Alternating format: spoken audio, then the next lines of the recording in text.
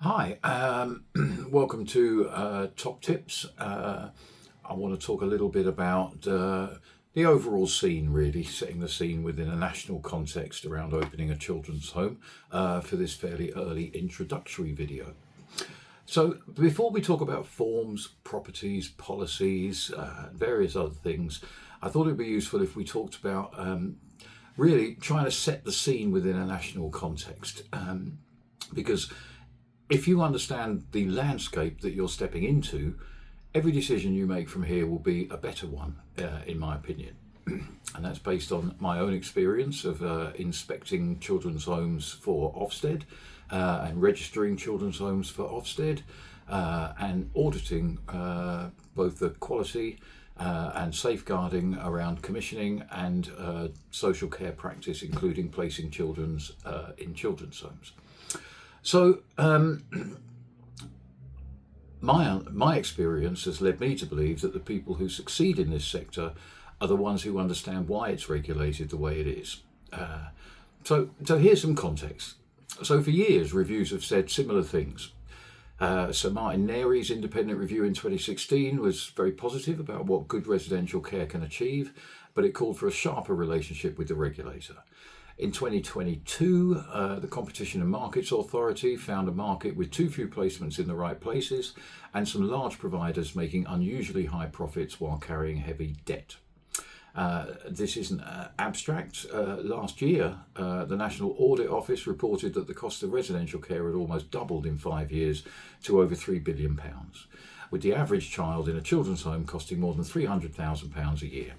Yet the number of children in care rose only slightly. So the money's going up, but the outcomes aren't keeping pace. And the human cost is real. There simply aren't enough of the right homes, especially for children with complex needs. And this is a theme that you'll see in various reports and articles written about the current state of residential care at the moment in England. The shortage is now so severe that social workers are placing children in unregistered, unlawful settings because nothing else exists. That is the gap in the system. So here's my first tip. Understand that you are being trained to fill that gap in the right way. The sector doesn't need more beds.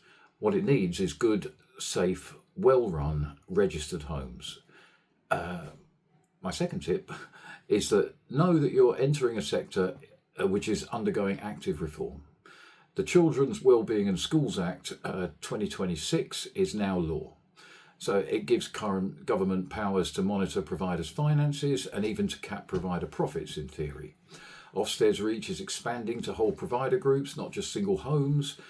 Commission is being reshaped regionally, and there's some significant capital funding going in. This is just simply not the market it was even 2 or 3 years ago, let alone back in my day. So my third tip really flows from that. If your plan depends on high margins, then my tip for you is that this is the wrong sector to be in. Scrutiny of finances, motives and quality will only grow.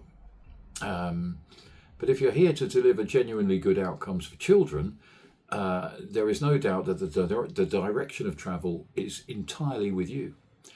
And underpinning everything, my final thought is really, you need to let the child sit at the centre of every plan, every reform, every regulation. Every inspection comes back to one question, really. Is this home good enough for a child who has already been let down? Hold that question in mind, and in my opinion, you can build an absolutely excellent home.